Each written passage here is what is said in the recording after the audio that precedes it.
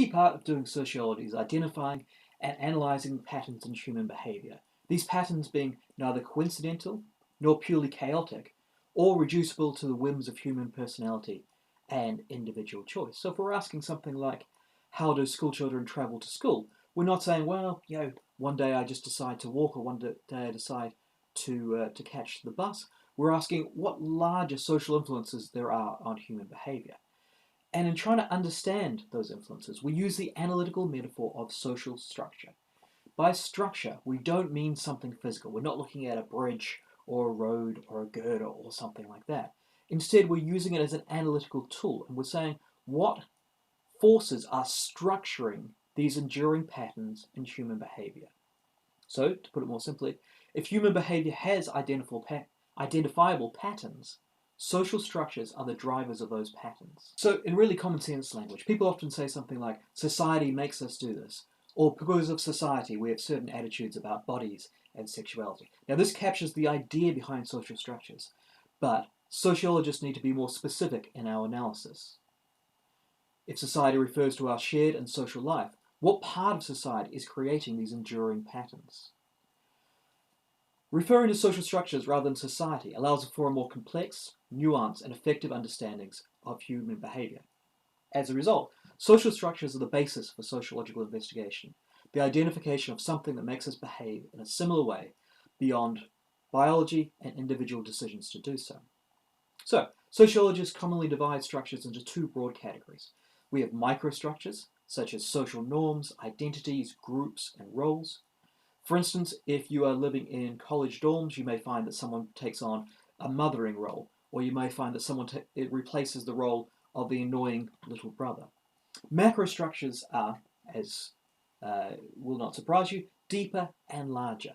We might talk about systems like the prison system, the legal system, or the educational system, or institutions like prisons and schools, or deeper social influences like the economy, like race, and like gender. Of course, there are interactions between the two. We can often talk about gender norms or racial identity. Now, social structures may feel somewhat abstract, outside of us, and we reproduce them whether we like it or not. So, you may not be a racist individual. In fact, you might be an anti-racist person, but that doesn't mean that you're not part of the reproduction of a racist social structure.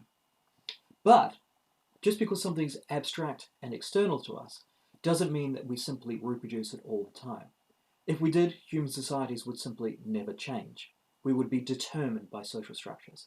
Instead, social structures are something that we do, something that we reproduce or we transform. They are, we might argue, both constraining, in the sense that you're born into and exist within these social structures, and they constrain the kind of activity and choices you might have.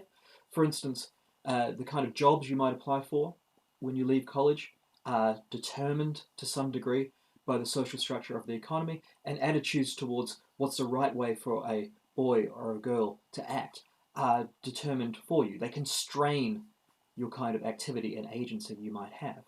But they also enable, in that there is no social life, there are no humans without these social structures. They enable our identities. They enable the kind of resources we have access to.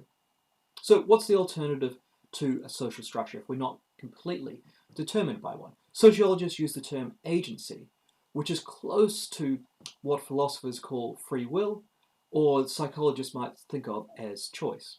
But agency is not just free will. Instead, sociologists define agency as the capacity to act otherwise. It requires both the choice and the capacity to act on that choice.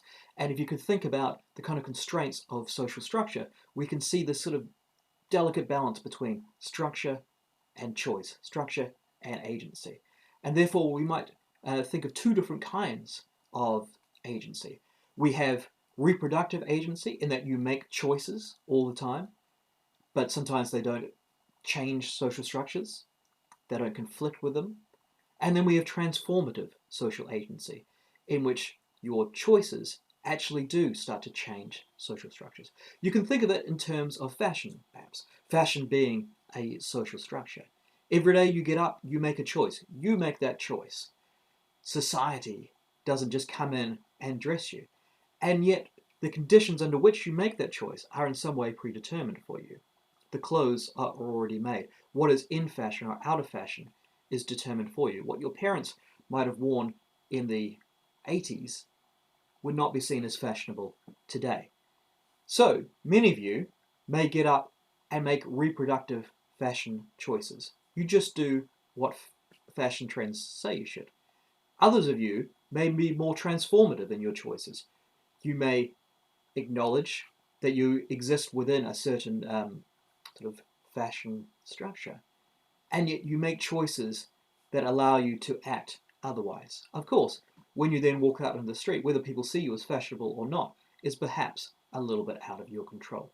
So this is kind of the heart of sociology. We say that individual actions are in some way structured by things that are outside of ourselves, and yet we're not puppets or robots. We have the capacity sometimes to act otherwise, and we call that term agency.